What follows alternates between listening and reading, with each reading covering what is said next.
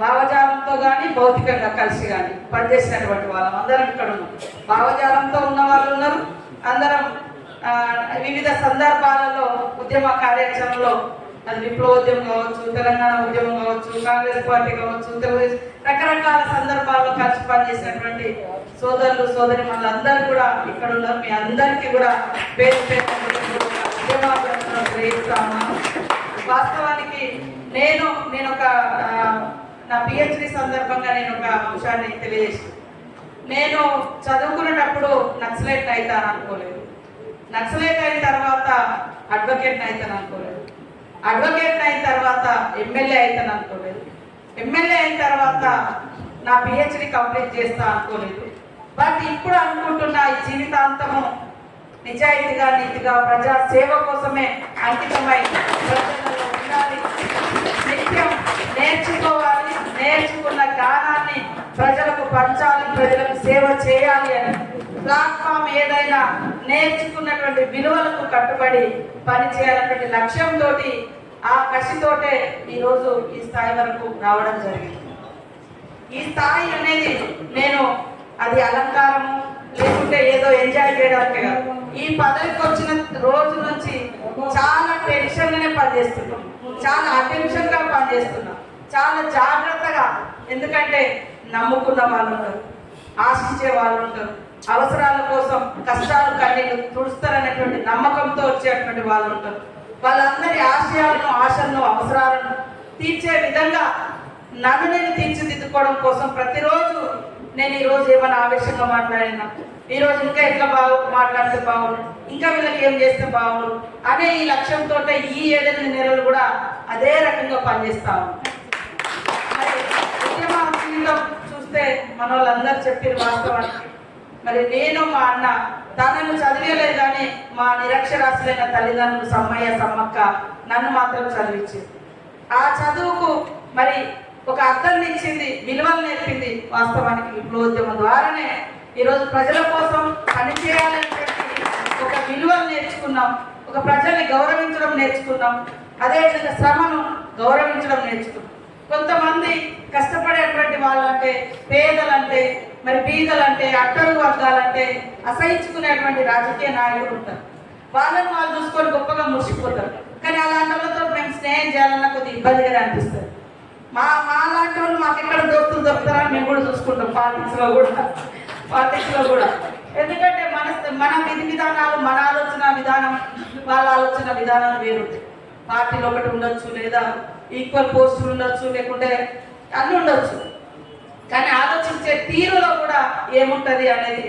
అందుకనే కొన్ని సార్లు చాలా మందితో కలవలేక అంటే ఇబ్బంది కూడా పడుతుంటాం. మనం ఆలోచించే తీరు, మన భావజాలము, మనం పేదల పట్ల ఉండే కమిట్మెంట్స్ ఇవన్నీ కొంచెం ఉంటా ఉంటాయి.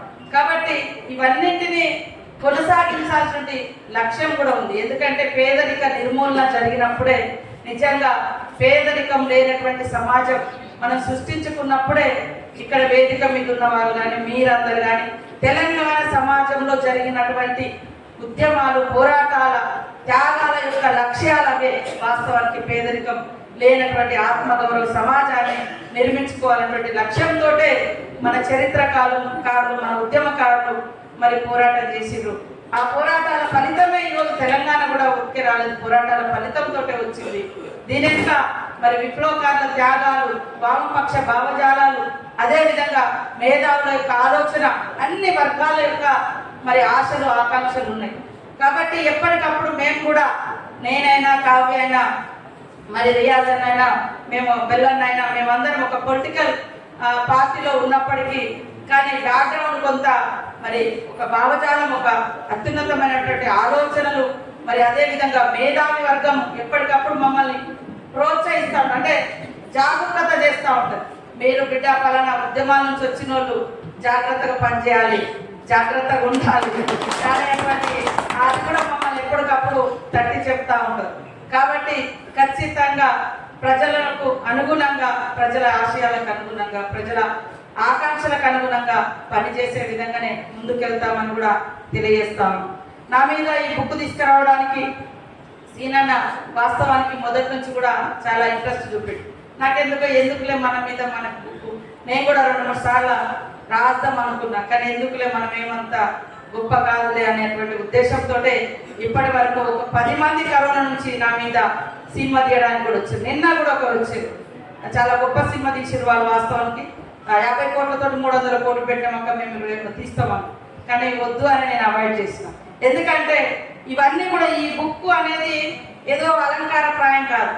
ఈ బుక్ ఏదైతే 100 మందిలో పోతుందో వాళ్ళ యొక్క ఆశలు ఆకాంక్షలు అవన్నీ కూడా నెరవేర్చే బాధ్యతను మరింత పెంచుతుంది. ఒక సన్మానం జరిగింది, ఒక గొప్ప పదం మన ముందుకు వచ్చిందంటే వాళ్ళ యొక్క వాళ్ళ యొక్క ఎక్స్పెక్టేషన్స్ తగ్గట్టుగా మన పని విధానం కూడా ఇప్పటిదాకా ఉన్నది వేరు, ఇప్పుడు ఉండాల్సింది కూడా వేరు అని ఆల్రెడీ బుక్లోనే మరి రాసిన సీన్ అన్న. నేను కూడా సంపూర్ణంగా ఇంకా చదవలేదు, నేను కూడా ఇట్లా తీసుకుంటూనే ఎవరో వచ్చి పట్టుకొని పోతున్నాను. నేను కూడా ఇట్లా కార్లో పెట్టుకుంటే ఎప్పుడైనా చదవమని ఎవరో ఒకరు వచ్చి తీసుకుపోతా ఉన్నారు. కాబట్టి మీ అందరి ఈ యొక్క దీవెనలు తప్పకుండా నన్ను ఇంకా బలంగా ఒక పోరాటం నుంచి వచ్చినటువంటి బిడ్డలు పాలకులు అయితే ఎట్లా పని చేస్తారో ఆ రకమైనటువంటి విధానం కూడా ఇంకా ముందుకెళ్లాల్సినటువంటి బాధ్యత కూడా నా మీద ఉంది. అదేవిధంగా ఎన్నికల టైంలో కానీ గతంలో కరోనా టైం ఎప్పుడు కూడా కమర్షియల్గా మేము ఆలోచించాం. కరోనా టైంలో కూడా వాస్తవానికి బండపంలాగానే చేస్తుంది. ఎందుకంటే తుపాకీ గుండునే ఎదిరించి మనం బతికిన వాళ్ళం. కరోనా టైంలో కూడా సేవ చేయడానికి ఆ రోజు ఇది నాకు సెకండ్ బర్త్, 2వ పుట్టుకగా నేను భావిస్తాను. ఎందుకంటే ఎప్పుడో చనిపోవాల్సినటువంటి వాళ్ళం ఈ రోజు దాకా ఉండి సేవ చేసేటువంటి అవకాశం వచ్చింది. కాబట్టి ప్రజలు కష్టాలలో ఉన్నప్పుడు, ప్రజలు ఇబ్బందులు ఉన్నప్పుడు వాళ్ళకు తోడుగా ఉండడం, వాళ్ళకు మనోధైర్యాన్ని ఇవ్వడం, వాళ్ళకు కలవడం అనేటువంటి లక్ష్యంతో ఆ రోజు కరోనా టైంలో మేము బయటకు వచ్చింది. ఫ్లడ్స్ వచ్చినా ఎప్పుడొచ్చినా దాని వెనుక మనం నేర్చుకున్న విలువలు, విధి విధానాలు, శ్రమను గౌరవించడం, ప్రజలను ప్రేమించడం అనేటువంటి విధానాలు నేర్చుకున్నాం. కాబట్టి అది ఇప్పటి వరకు ఇక్కడ దాకా ఈ సమాజం కూడా మమ్మల్ని ఇష్టపడుతుందంటే మనం గౌరవించేటువంటి మనం నేర్చుకున్నటువంటి అంశాలను కూడా ఇంకా ఇష్టపడేటువంటి వాళ్ళు ఈ సొసైటీలో చాలా మంది ఉన్నారు. కాబట్టి నా పనిని కూడా ప్రేమిస్తున్నటువంటి వాళ్ళు ఈ తెలంగాణలో కానీ దేశంలో కానీ చాలా మంది ఉన్నారని నేను భావిస్తాను. ఎందుకంటే మరి రకరకాల మీడియాలలో కూడా చెప్పారు, ఈమె ఎమ్మెల్యే లేబర్ కాదు, ఈమె ఎమ్మెల్యే అంటే జనం కోసం ఇట్లా మోస్తేనో ఇట్లా కష్టపడితే ఇదేదో అదేదో డిగ్నిటీ పోతుంది, గౌరవం తగ్గిపోతుంది అనేటువంటిది కాదు. అది గౌరవాన్ని పెంచుతుంది తప్ప, ప్రజలకు నమ్మకాన్ని ఇస్తుంది తప్ప తగ్గించదు అనేది నా విశ్వాసం. ఎందుకంటే మనం తిరిగింది అక్కడే కాబట్టి మనకి పదవులు అనేది వస్తుంటాయి పోతుంటాయి, కానీ మనం వచ్చినటువంటి గతము, రేపు చేయాల్సినటువంటి భవిష్యత్తు, ఈ రెండింటిని కూడా ఇప్పుడున్నటువంటి ఆచరణ ఇవన్నింటిని కూడా బేరీజ్ వేసుకొని ముందుకెళ్ళాలన్నటువంటి లక్ష్యంతో కరోనా టైంలో కూడా ఆ రకంగా నా ప్రజలందరూ కష్టాలలో ఉన్నప్పుడు నేను ఇంట్లో కూర్చొని ఉండడం కాదు, ఖచ్చితంగా బయటికి వెళ్ళాలి. మనం ఏదో చేస్తామని కాదు, కనీసం భరోసా అని మనం బయటికి వెళ్ళాలి. ఎంత బాధ అనిపించిందంటే ఎలక్షన్ టైంలో రాజకీయాల కోసం ఆమె నన్ను కూడా అదే ఏదో కావాలని వీళ్ళ కోసము రీళ్ళ కోసం కాదయా, మేము చేసేది కష్టం రియల్ కష్టపడడం 100 రోజులు నాన్ స్టాప్గా కష్టపడడం ఓట్ల కోసం ఈ రకమైనటువంటి వాడే. అదేవిధంగా మంత్రి అయిన కాడ నుంచి కూడా ప్రత్యేకంగా నేను ఇక్కడ రాజకీయాలు మాట్లాడడం అవుతా కానీ ప్రత్యేకంగా టార్గెట్ చేసి మరి మాకు విలువలు ఉన్నాయి, మాకు గౌరవం ఉంది. దీని వెనుక మూలం ఏంటంటే ఇందాక అన్నట్టుగా వనరులతో పాటు ఈ ఉద్యమం ద్వారా ఆ టీఆర్ఎస్ సోషల్ మీడియా చూసే వ్యక్తి ఒక గుంటూరు పల్లెకి సంబంధించినటువంటి వ్యక్తి ములుగు దగ్గర ఆనాడు 87లో ఉద్యమకారులు ఆ ఊర్లోకి వెళ్తే ఆయనకు మూత్రం దాగించి రమణ అనేటువంటి వ్యక్తిని పోలీస్ స్టేషన్లో పట్టిస్తే తర్వాత ఉద్యమకారులు చంపేసారు. నేను అప్పుడు 10th క్లాస్ స్టూడెంట్. ఆ చంపిన ఘటనలో రాము ఉన్నాడు, కానీ నేను అప్పటికి ఉద్యమంతో నాకు సంబంధం అంటే కుటుంబ సంబంధాలే కానీ ఉద్యమ సంబంధాలు. నేను పోయింది 88లో, ఘటన జరిగింది 87లో. ఈరోజు అవకాశం వచ్చిందని రకరకాలుగా నా మీద సోషల్ మీడియాలో ట్రోల్ చేస్తూ ఉంటారు. అందుకనే నేను నిన్న కేసీఆర్ గారికి డిఫమేషన్ వేయడం జరిగింది. అంటే ఈరోజు ఒక్కటి కూడా మేము వచ్చిన తర్వాత కొత్త రీచ్ చేయలే, కొత్త వ్యవస్థ చేయలే, ఏం చేయలే, వాళ్ళే ఉన్నారు. అఫీషియల్ గవర్నమెంట్ నడిపిస్తుంది. దాంట్లో ఏం అవన్నీ ట్రైబల్ సొసైటీలు నడిపితే ఎవరైనా ఎక్కువ తీసుకుపోయినా చెకింగ్ పెట్టి పడతారు కావాలని. దీని వెనుక వనరులు వాళ్ళకు దక్కలేదనేది ఒకటైతే వాళ్ళ కుటుంబ సభ్యులను ఆనాడు ఉద్యమకారులు చంపేస్తే అందులో రాము ఉన్నాడు కాబట్టి సీతక్కను ఈ పేరు మీద టార్గెట్ చేసి 30 ఏళ్ల కింద దాదాపుగా జరిగిన ఘటన. అది విప్లవోద్యమంలో జరిగితే ఇవాళ టీఆర్ఎస్ పార్టీలో సోషల్ మీడియాకి ఇన్ఛార్జ్గా ఉంటూ ఈరోజు నన్ను ట్రోల్ చేస్తాను. కాబట్టి ఈరోజు నేను ఓపిక పట్టి నేను చెప్తున్నా, అంటే ఇన్ని రోజులు ఎక్కడ ఎలా ఇప్పుడు ఒక అన్నమంతా పుట్టి చూడాల్సిన అవసరం లేదు, ఎవరి వ్యక్తిత్వం ఏందో వాళ్ళకి తెలిసిపోతుంది. కానీ ప్రత్యేకంగా ఒక ఆదివాసీ బిడ్డగా అసలు రాజ్యాంగం పుట్టిన కాడ నుంచి అంటే ఎలక్షన్ వచ్చిన కాడ నుంచి కోయ జాతిలో ఎవరు మంత్రులు కాలే, అసలు మంత్రులే కాదు.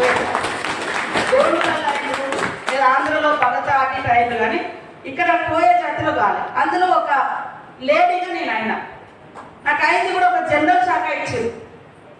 రాహుల్ గాంధీ గారి సహకారంతో రేవంత్ రెడ్డి గారు ఇతర మా కాంగ్రెస్ పార్టీ సోదరులు ప్రజలందరూ కూడా మీరందరూ కూడా కాంగ్రెస్ పార్టీకి అవకాశం ఇచ్చారు. కాబట్టి ఆ రోజు నుంచి నేను ఎంత ముందుకు వెళ్ళి పనిచేయాలనుకున్నా నిజంగా ఉంటే అట్లాంటి ఏమిటి జరుగుతుంది ఇది అని కరెక్ట్గా చెప్పవచ్చు. కానీ దాని వెనుక ఇంత కుట్ర కోణం, ఇది ఎవరైనా టీఆర్ఎస్ అభిమానులు ఉంటే కూడా ఆ లీడర్లకు చెప్పండి, ఇంత అవసరం ఏముంది నాలాంటి వాళ్ళను అంటే. దీని వెనుక ఉద్యమ కాలంలో హత్య జరిగితే ఆ కక్షను ఈ రోజు వరకు పెట్టుకొని పదే పెట్టేస్తున్నారు. అది ఎంతవరకు కరెక్ట్? కాబట్టి అంటే మాలాంటి వాళ్ళం చావులను ఎదిరించి వచ్చినటువంటి వాళ్ళు, చావు కూడా లెక్క చేయకుండా పనిచేయడానికి సిద్ధపడ్డ వాళ్ళు. ఇళ్ళలో ఎమ్మెల్యేలు ఉన్నప్పుడు కూడా ఇంత లోతు నీళ్ళలో దాటుకుంటూ పోయింది. కరోనా కాలంలో వేల మంది లక్షల మంది చచ్చిపోయారు. ఆ చావులో నేను కూడా పోతాన్ని డేర్ చేసే పోయాను. ఎందుకంటే తూటాలను చూసినాము, అన్ని చూసినాము. కరోనా అనేది ఇంట్లో కూర్చున్నా వస్తుంది, బయట కూర్చున్నా వస్తుంది. ఇంట్లో నుంచి బయటకు వెళ్ళకుండా కూడా వచ్చింది చాలా మందికి. కానీ మనం ఒక ప్రజాప్రతినిధులు ఉన్నాం, మన జీవితం అంతా ఒక డిఫరెంట్ వే నుంచి వచ్చింది. మనం కూడా చాటు కూర్చుంటే బాగుండదు అనే ఉద్దేశంతో ప్రజలకు భరోసా ఇవ్వాలి. దాన్ని కూడా అత్యంత అవమానకరంగా, అదే కాదు నా ఉద్యమ జీవితాన్ని కూడా వీళ్ళు దొంగ నచ్చలేదు, వీళ్ళు ఇట్లా అట్లా అట్లాంటి సోషల్ మీడియాలలో మాట్లాడుతుంటే నిజంగా అంటే మేము ఆ రోజు చేసింది సిన్సియర్గా చేసింది. రేపేం చేయాలో సిన్సియర్గా చేయాలనుకుంటున్నాం. సరే జరిగే ఘటనలు ఎట్లుంటాయో నేను చెప్పలేను. ఈ రోజు వరకు ప్రతి అడుగు నేను ఒకటే అంట, నేను పుట్టి పెరిగిన జాతులకు చెడ్డ పేరు రావద్దు. నేను వచ్చినటువంటి ఉద్యమాల నుంచి వచ్చిన వాళ్ళు ఇట్లాంటి వాళ్ళ ఈ ఉద్యమాల నేపథ్యాలు ఉన్నటువంటి గౌరవాలు ఉంటాయి, అది కూడా చూసుకోవాలి. మాకు అవకాశం ఇచ్చినటువంటి రాజకీయ పార్టీలు, గెలిపించినటువంటి ప్రజలు, కన్న తల్లిదండ్రులు, ఇవన్నింటిని కూడా చూసుకోవాలి. ఆ గౌరవాన్ని పెంచాలని చూసుకుంటాం తప్ప ఎప్పుడు తగ్గించాలి లేదా దేనికోసం ఆశపడి ఏదో చేయాలన్నటువంటి ఆలోచన ఉండుంటే కోట్ల ఆఫర్లు వచ్చినా ఆ రోజు కూడా నేను మారలే అధికారం కోసం, మీకు అందరికీ తెలుసు. కానీ దీని వెనుక ఇట్లాంటి కుట్రలు కూడా ఉండి ఇవాళ అంటే సమాజం అంతా ఒక చర్చ జరిగింది కరోనా టైంలో. ఊహించి ఎవరైనా ఎక్కడి నుంచి వచ్చిందని బ్యాక్గ్రౌండ్ ఎత్తికిన వాళ్ళు ఉన్నారు. హాఫ్ పేజ్ అని అమెరికా నుంచి వచ్చేటువంటి మ్యాగజైన్లలో కూడా నా స్టోరీస్ రాసింది. దాంతోపాటు ఒక ఉద్యమ చరిత్రను కూడా డిస్కస్ చేసింది. నాతో పాటు నా యొక్క బ్యాక్గ్రౌండ్ ఏంటి అనేది కూడా డిస్కషన్ వచ్చింది. సో కానీ ఈ రోజు నా మీద జరుగుతున్నటువంటి విష ప్రచారం వెనుక చాలా మంది చాలా రకాల అక్కడ వనరులతో పాటు ఇలాంటి కుట్రలను మనసులో పెట్టుకోరు. ఇప్పుడు ఒకవేళ నేను కూడా ఉంటే ఒక ఉద్యమ ఘటనలో పార్టీ నిర్ణయం చేస్తే తప్పకుండా చేయాల్సి వస్తుంది, పాల్గొంటాం. ఇప్పుడు ఉద్యమం అనేది పార్టీ నిర్ణయం కాబట్టి. కానీ ఆ రోజు నేను 9th క్లాస్ స్టూడెంట్, నా 10th 88 అయిపోయింది. మర్డర్ అయింది 87లో దేవగిరిపట్నంలో.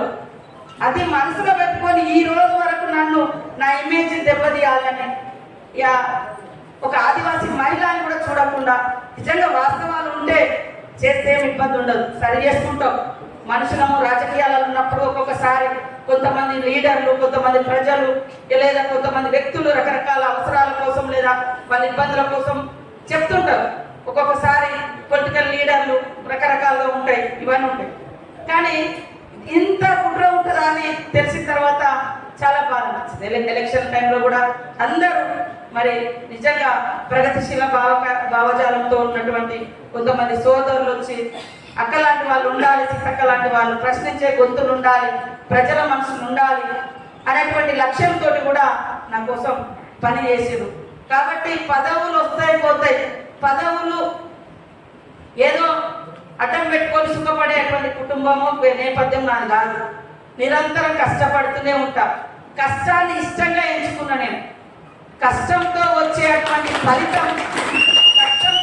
ఫలితము చాలా అద్భుతంగా రిలీఫ్ని ఇస్తుంది, సంతోషాన్ని ఇస్తుంది, తృప్తిని ఇస్తుంది.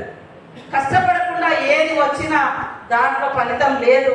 ఎందుకంటే జీవితం అంతా కష్టాన్ని అనుభవించినాం.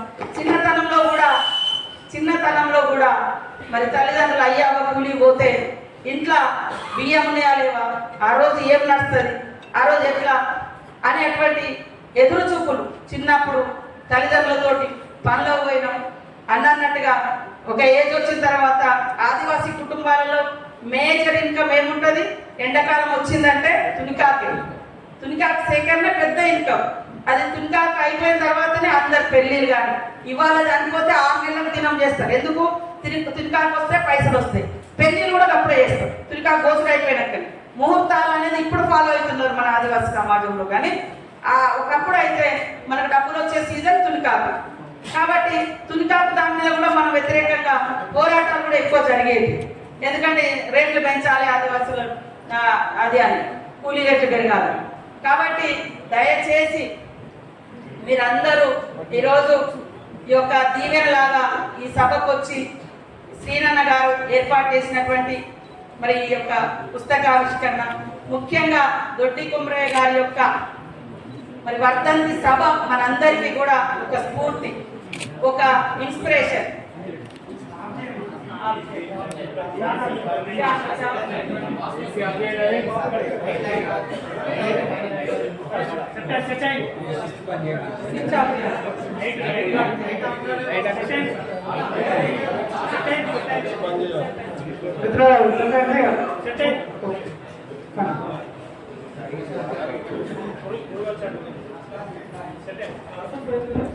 ఈరోజు ఎంతో మంది మరి సమాజం కోసం, సమస్యల కోసం కుటుంబాలు త్యాగాలు చేసినటువంటి వాళ్ళు తెలంగాణ ఉద్యమంలో కీలక పాత్ర పోషించి ప్రాణ త్యాగాలు, అదేవిధంగా వారి సమయం, వారి జీవితాలు, వారి కుటుంబం, వారి ఆర్థిక వ్యవస్థను కూడా త్యాగం చేసినటువంటి ఉద్యమకారులు, తెలంగాణ ఉద్యమకారులు కూడా మరి మనకు అందరికీ ఉన్నారు. తెలంగాణ అంటేనే మరి ఉద్యమం, ముఖ్యంగా ఓరుగల్ అంటేనే ఒక ఉద్యమకారుల సృష్టి సెంటర్గా, మరి ఒక నాలెడ్జ్ సెంటర్గా, ఉద్యమకారుల తయారీ కేంద్రంగా కూడా మనకు ఉంది. కాబట్టి తప్పకుండా నేను ఎప్పుడు కూడా మీ అందరి యొక్క ఆలోచన, అదేవిధంగా మరి సమస్యలు ప్రభుత్వం దృష్టికి కానీ మా స్థాయిలో మేము కూడా వీలైనంత వరకు పరిష్కరించుకుంటూ ఈ యొక్క ప్రాంతం యొక్క గొప్పతనాన్ని, గౌరవాన్ని కాపాడే విధంగానే పనిచేస్తామని తెలియజేస్తూ ఈరోజు ఇంత అవకాశం కల్పించి ఇంత అద్భుతమైనటువంటి రణధీర అనేటువంటి బుక్, వాస్తవానికి అన్న ఎందుకు పెట్టిండో తెలియదు కానీ నేను రణధీర అనే పేరు మీద కూడా పనిచేసాను. కమాండర్గా ఉన్నప్పుడు పాకాలకోట కూడా ఏరియాలో ఏ స్టేట్మెంట్ వచ్చినా మరి కవితలు ఏదైనా స్టోరీస్ రాస్తే వెన్నెలా అని పేరు లేదు. రణధీర్ అనే పేరు మీద నా ఫోకస్ కాకుండా ఉండడం కోసం రణధీర్ అనే పేరు మీద కూడా నా స్టేట్మెంట్స్ కానీ ఏమైనా లెటర్స్ కానీ బయటకు పంపిస్తే అట్లా ఇచ్చేది. అనుకోకుండా నాకు నచ్చిన పేరు కూడా ఇందులోకి వచ్చింది. కాబట్టి చాలా సంతోషం. ఈ బుక్ ఫోటో చూసి కూడా బుక్ చదవలేదు పాపం రేవంత్ రెడ్డి గారు. ఫస్ట్ రోజు కొంతమంది పోయినాం, అక్క ఫోటో బాగా తీసిరన్నారు. ఈ ఫోటో వేసిన మా సోదరుడు కూడా ఉద్యమ కుటుంబం. ఎవరు? శ్రీపాద శ్రీహరి గారి తమ్ముడు, ఒక ఉద్యమకారుని తమ్ముడు, వారి బంగారు. నేను వారిని చూడలేకపోయినా మీ ద్వారా, ఈ సభ ద్వారా వారికి కూడా ప్రత్యేక అభినందనలు తెలియజేస్తా ఉన్నాను. ఇందులో నేను రాహుల్ గాంధీ గారి కోసం ఒక కవిత్వం రాసిన, ఆయన 100 days సందర్భంగా రాసి దాన్ని ట్రాన్స్లేషన్ కోసం అన్నకు పంపించిన. ఆయన మేము ఇక్కడ రాజస్థాన్లో ఉన్నాం, అది ఇద్దాం అనుకున్నాం కానీ అది ట్రాన్స్లేషన్ ఇక్కడ రాలేదు నా దగ్గర. కానీ బుక్లో వచ్చింది, తప్పకుండా నేను చూసుకోలేదు. తప్పకుండా మరొకసారి ఇది కూడా రాహుల్ గాంధీ గారికి నేను మీరు చేసిన బుక్తో పాటు వారి కోసం రాసినటువంటి కవిత్వం కూడా మరికి అందజేస్తానని. ఈరోజు చాలా మంది మీరు వచ్చిండ్రు, కానీ వాస్తవానికి ఇంత టైం మీరంతా టైం కేటాయించి ఈ పుస్తకావిష్కరణ కార్యక్రమం, ముఖ్యంగా అమరుడు దొడ్డి కొమరయ్య గారి యొక్క వర్ధంతి కార్యక్రమాన్ని కూడా మనమందరం ఈ రకంగా నిర్వహించుకోవడం చాలా సంతోషం. మరొకసారి సీనన్న కూడా హృదయపూర్వక జన్మదిన శుభాకాంక్షలను తెలియజేస్తూ సోదరి కావ్య గారు ఇంత టైం మనతో ఉన్నందుకు కూడా ప్రత్యేక ధన్యవాదాలు. నెక్స్ట్ టైం వారి యొక్క కవిత్వం మరి కవితలన్నీ కూడా ఒక బుక్ రూపంలో తీసుకొచ్చి ఇక్కడ మేమందరం కూడా వారి బుక్ను ఆవిష్కరించే విధంగా సీనన్న మరి ఇద్దరి మధ్య ఉన్నాం, ఖచ్చితంగా కృషి చేయాలని కోరుకుంటూ ఎవరు ఎప్పుడైనా మీరు రావచ్చు. సీతక్క ఎప్పుడు సీతక్కనే, మంత్రి సీతక్కనే కంటే సీతక్కనే. కాబట్టి మీ అందరి ఆడబిడ్డగా నేను ఉంటానని తెలియజేస్తూ